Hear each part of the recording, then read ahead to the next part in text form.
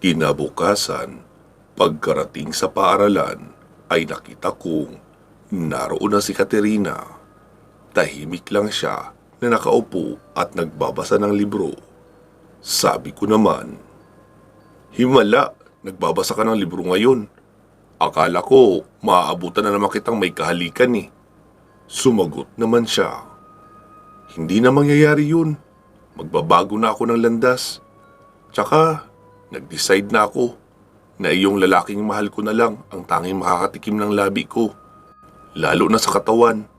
Kaya maswerte ang lalaking iyon. Kaso lang nag-iinarte pa eh. Feeling virgin."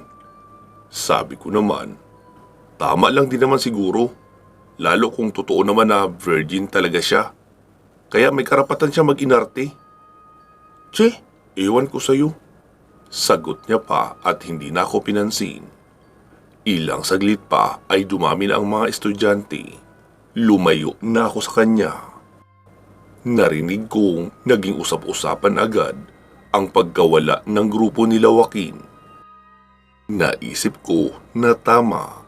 48 hours lang ang kailangan para mag-declare ang mga pulis na missing na ang isang tao. Siguro ay nag-report na ang mga magulang noong 4. Nasabi ko na lang sa sarili na magiging mapayapa na ang pag-aaral ko dahil wala ng mga bully na bigla na lang ng babato o di kaya mga agaw ng notebook at pagpapasapasahan. Tapos sa bandang huli ay ihahagis lang hanggang ground floor. Maswerte lang kung hindi sa kanal o sa basang parte matapat. Pero kung sa kanal mapunta, edi wala na talagang pag-asa pang ma-recover. Naging maayos nga ang aking pag-aaral noon at hanggang sa pagsapit ng finals ay nagtuloy-tuloy na ang matataas kong mga grades. Si Katerina naman ay madalas mag-aya ng lakad sa kung saan-saan. Pero ang pinapayagan ko lang ay iyong mga aya niya nakakain saglit bago umuwi. Ayoko kasing isipin nila tiya na nagiging abusado na ako. Baka biglang mag-init ang ulo at hindi na ako pag-aralin. E di uuwi akong bigo sa pamilya ko. Sumapit na nga ang pagtatapos ng semester. Nagpaalam ako kay tiya na uuwi muna ako sa amin. Pumayag naman siya. Binigyan ako ng perang pamasahe pauwi at papabalik. May pasobra pa nga kaunti para panggastos ko raw. Umalis ako ng 3:00 ng hapon kina tiya. Ang alam nila ay diretso na akong uuwi. Pero ang totoo ay sinundo ako ni Katerina at mag-o-overnight pa ako sa motel na tinutuluyan niya para pagbigyan ang matagal niya ng hiling na magkaroon ng kasama habang umiinom. Pagkarating ko sa unit niya ay sinabi nitong magpahinga na muna raw ako dahil aalis siya. Kaya nahiga na muna ako. Pagod rin kasi ako sa maghapon dahil tinulungan ko si tiya noong umaga sa pamimili ng paninda. Tapos naghakot uli ako sa stockroom niya pagkarating sa bahay. Kaya ilang minuto lang noong iwan ako ni Katerina ay nakatulog na ako agad. Nagising na lang ako noong makaamoy ako ng mabangong pagkain. Noong imulat ko ang aking mga mata ay may mga nakahandang pagkain na sa lamesa.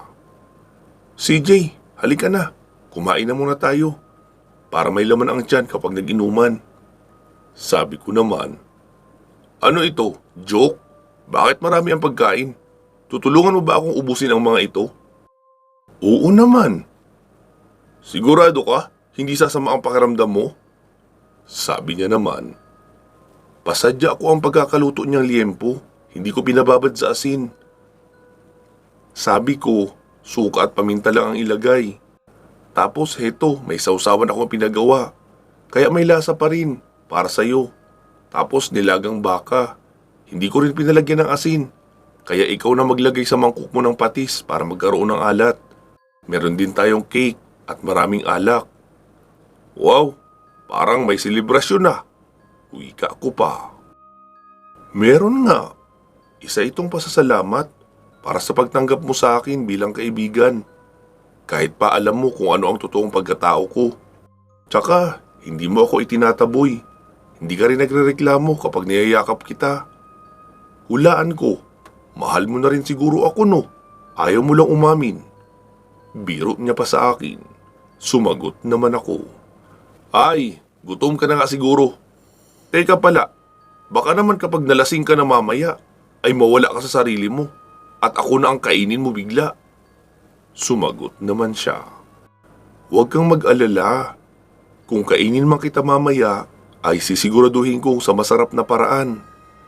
Paraan na magugustuhan mo at hindi mo makakalimutan. Sabi ko naman, Hoy, Katerina, seryoso ako. Ayoko pang mamatay. Siguraduhin mo hindi mo ako ilalaman dyan mamaya ha. Baka naman kaya mo ako binubusog ngayon. Para mamaya, ikaw naman ang magpapakabusog sa akin. Hala siya, sobrang advance mag-isip. Mali naman. Naniniguro lang. Safety first ba? Huwag ka nga sabing mag-alala. Hindi mangyayari yun. Kumain na ako kagabi. Naroon kasi ako kagabi sa pier, nakatambay. Tapos may lumapit sa akin. Tinutukan ako ng baril. Tapos dinala ako sa may dulo. Sa parteng hindi maririnig ng mga tao kapag sumigaw raw ako. Akala siguro ng loko, advantage niya na walang makakarinig sa amin. Kaya ayun, kinain ko na. Tapos inihulog ko na lang sa dagat ang natira sa katawan niya. Sabi ko naman, okay lang ba na next time? Sabihin mo na lang na kontrolado mo na ang lahat dahil nakapangaso ka na. Huwag mo nang idetalye ang mga pangyayari. Bumabaliktad ang sikmura ko eh. Ah, ganun ba? Sorry pala. Sige, uulitin ko na lang. Huwag ka na pong mag-alala. Kontrolado ko po ang lahat dahil nakapangaso ako kagabi. Napapailing-iling na lang ako habang natatawa sa kanya. Sige na, kumain na tayo. Uwi ka ako pa. Agad naman siyang kumuha ng mga plato at iba pang gagamitin sa pagkain namin. Pakiramdam ko sa pagkakataong iyon ay para kaming normal na magkasintahan, kumakain ng normal na pagkain ng tao habang masayang nagkikwentuhan.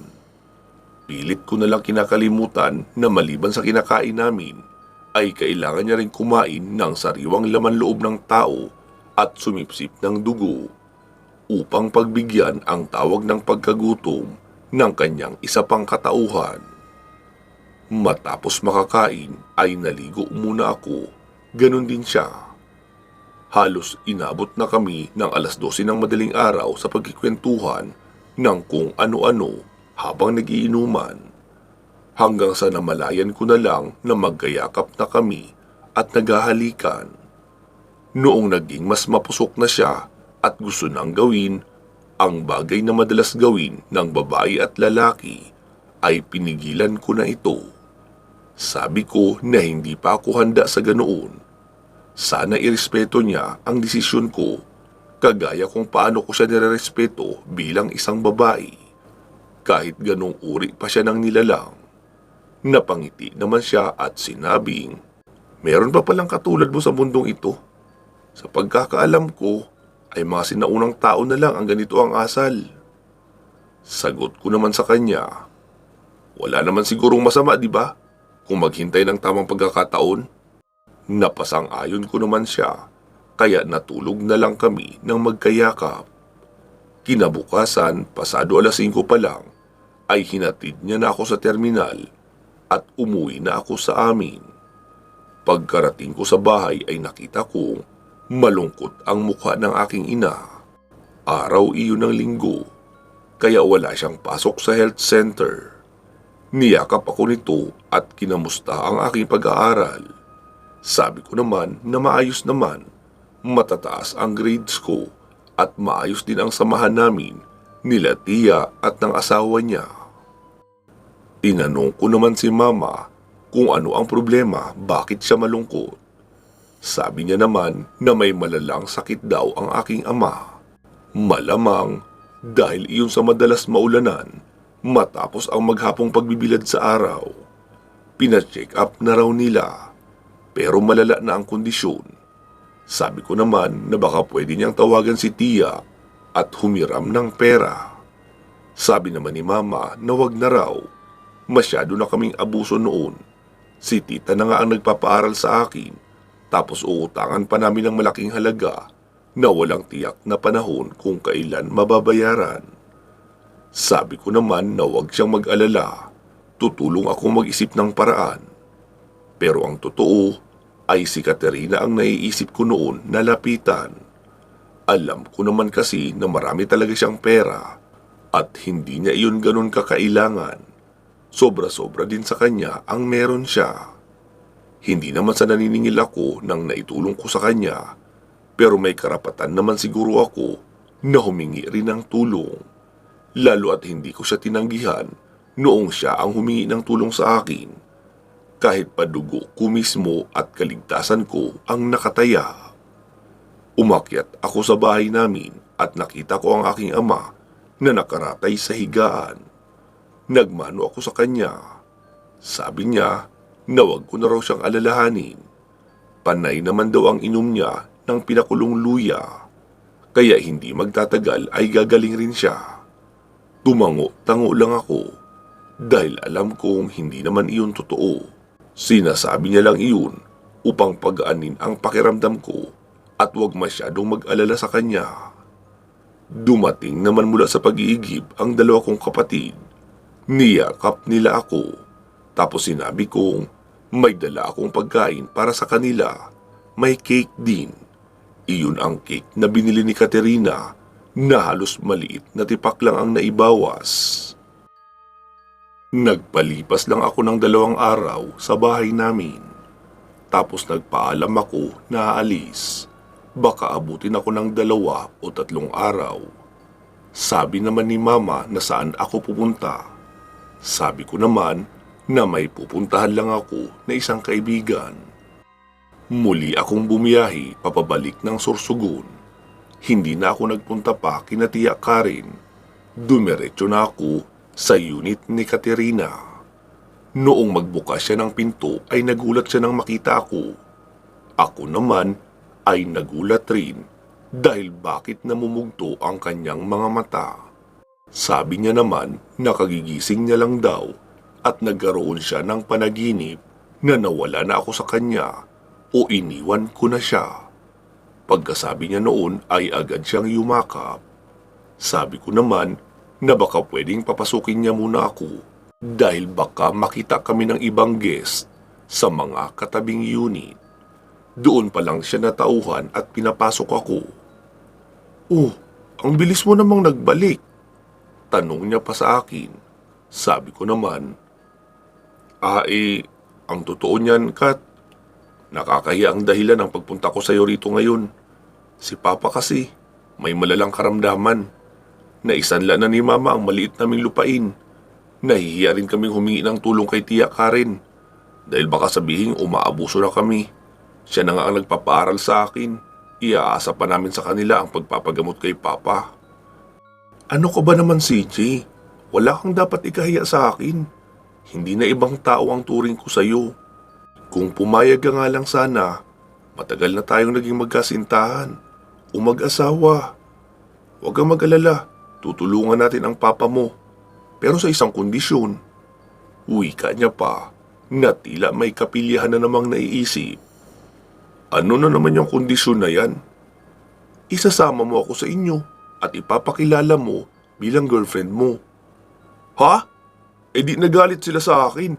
Baka sabihin na pinapunta ako rito para mag-aral, tapos paglalandi lang pala ang ginagawa ko. Sabi niya naman, sa tingin mo, ganyan pa rin ang iisipin ng pamilya mo? Kapag nalaman nilang ako ang sasagot sa lahat ng gastos, hanggang sa gumaling ang Papa mo? Paano kung hindi gumaling? E di sasagutin ko na rin hanggang sa pagpapalibing. Ano ba yan? Para namang sinabi mong hindi nagagaling si Papa ko. Ano ka ba naman, CJ? Di ba ikaw ang nagsabi na paano kung hindi gumaling? Anong ibig mo sabihin na hindi gumaling? Mabubuhay pa rin? O gusto mo siyang gawing display sa bahay niyo kahit patay na? Kasi kung ako ang tatanungin mo, sa pagkakaalam ko, ang mga taong may sakit na hindi gumagaling ay namamatay. Mapabilis o mapabagal ay doon din ang punta. At kapag namatay ay kailangan ipalibing. Nagpapakaprangka lang ako at sinasabi ko sa iyo ang realidad.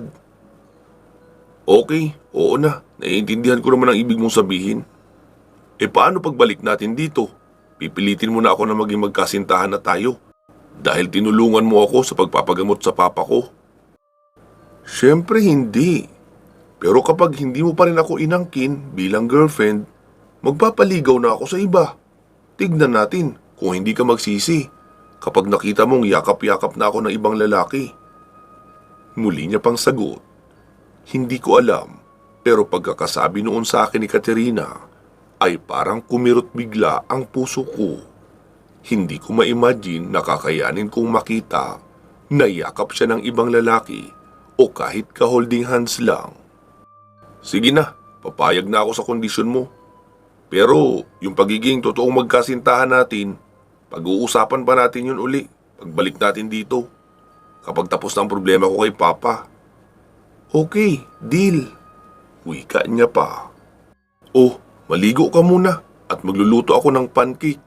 Gagawa na rin ako ng brewed coffee para makapag-almusal tayo pareho. Sinunod ko naman siya. Matapos makapag-almusal ay maghapon lang kaming naroon sa loob ng unit niya. Nanunood ng kung ano-anong mga palabas habang kung ano-anong pagkain ang pinagsasaluhan. Pwede rin naman kasi magpa-deliver ng pagkain, kaya nagpa-deliver na lang siya ng pantanghalian namin. Kinabukasan, maaga kaming umalis. Gamit namin ang sasakyan ni Katerina. Pagkarating sa bahay, ay binulungan ako ni Katerina. CJ, kailangan mo akong imbitahin na pumasok sa bahay niyo. Dahil kung hindi, ay hindi ako makakapasok. Talaga? Gulat ko pang tanong. Oo nga. Ipinakilala ko siya kina mama at papa. Sabi naman ni Katerina na samahan ko raw siya na ikutin muna ang labas ng aming bahay. Pinagbigyan ko naman siya. May mga bahaging inaamoy-amoy siya roon. May dinampot rin siyang lupa at inamoy. Napapailing-iling na lang siya. Oh, bakit? Anong problema? Tanong ko pa rito. Inaaswang ang papa mo. Kaya kahit ipa-ospital natin siya, ay hindi pa rin siya gagaling agad. Magpapatuloy pa rin ang panghihina. Sabi ko naman, anong gagawin natin? Unang-una, dadalhin muna natin sa ospital ngayon si papa mo. Tapos mamayang gabi, papatayin natin ang aswang. Ipa-confine muna natin si papa mo sa ospital ng ilang araw. Tapos pati sila mama mo at mga kapatid mo ay doon papatulugin. Tayo lang ang matutulog dito para walang ibang madadamay. Sabi ko naman, baka nakakalimutan mo, tao ako. Pwede akong kainin noong aswang na sinasabi mo.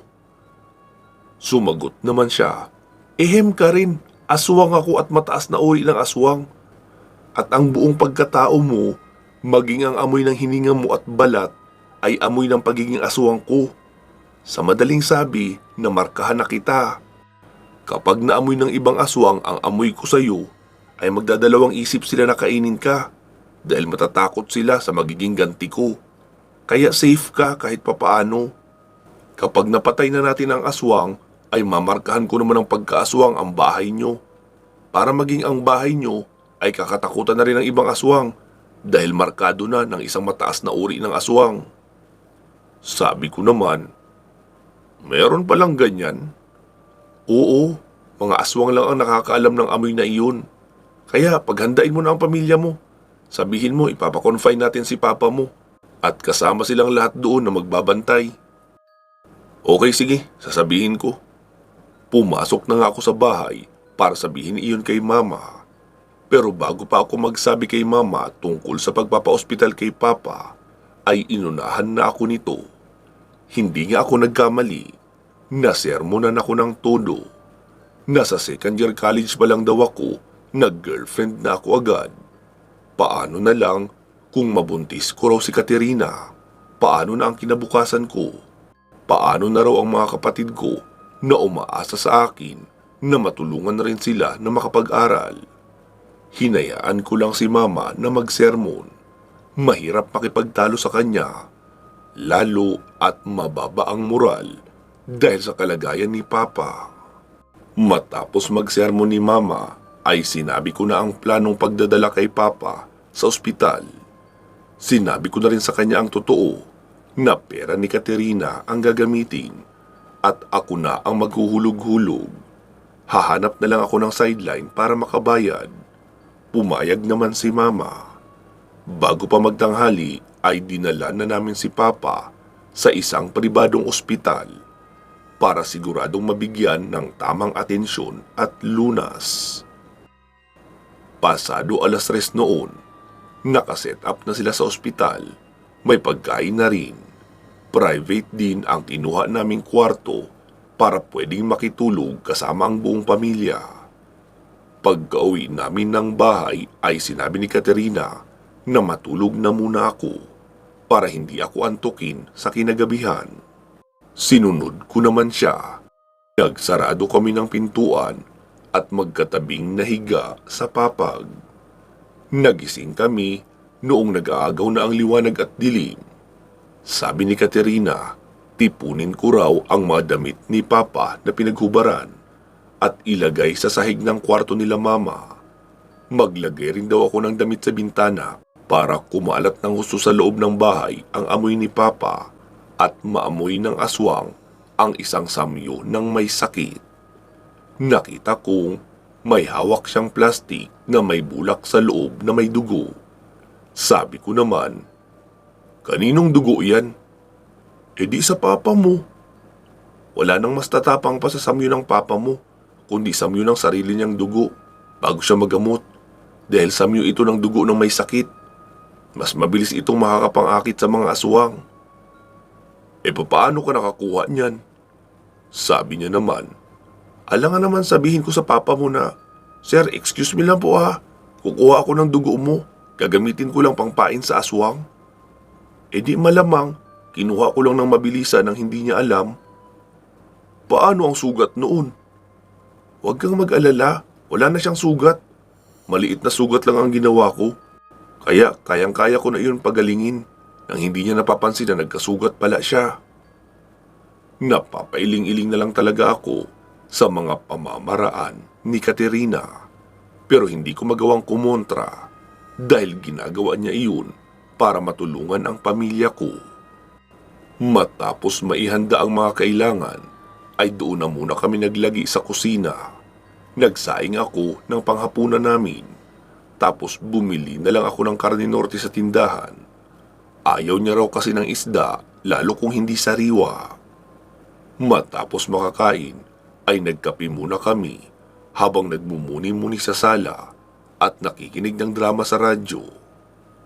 "CJ, meron ba kayong langis dyan na gawa sa nyog?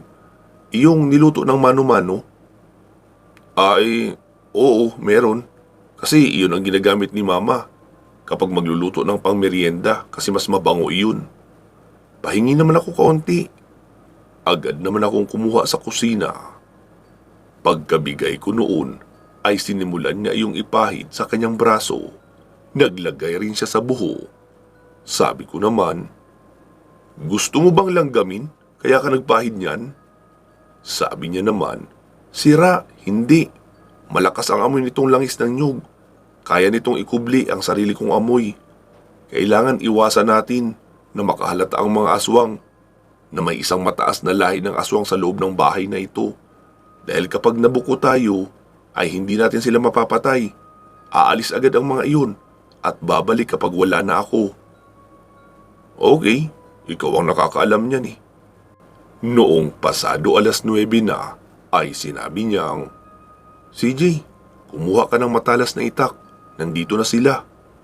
Sabi ko naman, "Ha? Sila? Ibig mong sabihin, hindi nag-iisa ang aswang?"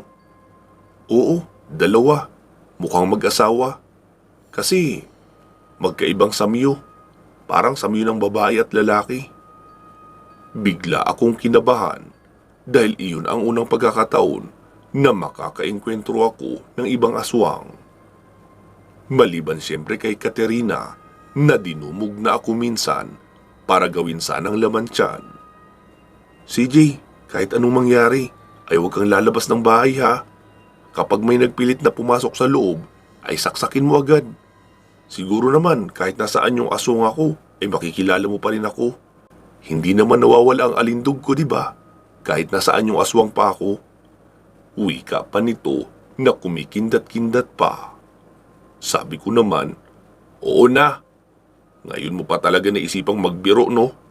Sumagot naman siya. Relax ka lang. Masyado kang kabado eh. Hindi ko hahayaang magalusan ka ng kahit kaunti, ng kahit sinong aswang. Kahit buhay ko pa, ay itataya ko para sa iyo. Tandaan mo yan palagi, ha?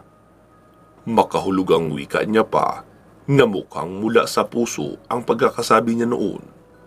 Tumango-tango lang ako at nakiramdam na sa paligid. Pansamantala muna nating puputulin dito ang ating kwento.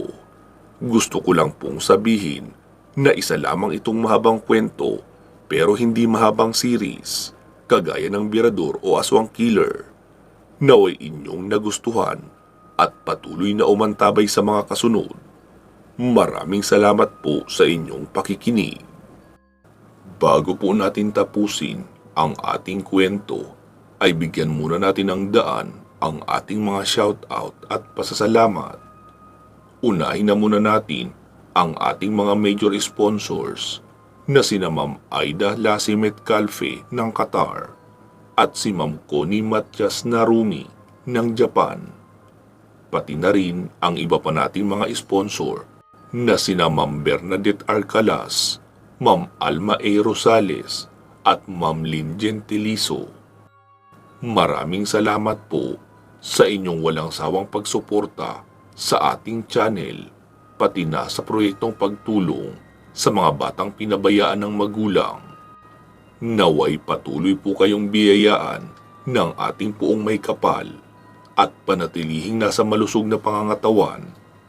Pinapasalamatan din natin ang ating mga current channel members na sina Ma'am Rose Halandumon, Senya Hikom Luquias, Jovi Taghap, Lito Bueno, Georgina Bati, Lou Kira, Click and Collect Manila, Sargent Katz Dorms, Burns A, Christine Olson, Kevin Nang, Celsa Escartin, Jenny Mostrado, Maria Victoria, Eric Platero, Yam in Japan, Jesmar Ocampo, at Dean Ciudadano. Pasalamatan na rin natin ang ating tatlong masisipag na group admin at moderator na sina Ma'am Ilongga Guapa, Ma'am Gilane Fernandez at Ma'am Gina Araga. Sa muli ay inaanyayahan ko po kayo na mag-like and follow sa ating Facebook page na ang pangalan ay Katotohanan at Misteryo. Pinapasalamatan ko rin kayong lahat ng mga regular listeners ng ating tatlong channel. Ito po ay ang Katotohanan at Misteryo, kwentong aswang comics, tsaka iyong problema at payong kaibigan. Siguraduhin nakasubscribe po kayo sa mga channel na iyon. Sana ay patuloy pa rin kayong makinig kahit pa hindi ako ang boses na nagsasalita. Balikan nyo rin po sana ang mga luma nating video, iyong mga na-upload ng 2 years ago to present. Siguradong marami pa doon ang hindi nyo napapakinggan, lalo na sa mga bago lang dito sa ating channel. Maraming salamat po sa patuloy nyong suporta sa ating mga channels. Magsama-sama po tayong muli sa iba pang mga paparating na kwento. Mag-iingat po kayo palagi at hanggang sa muli.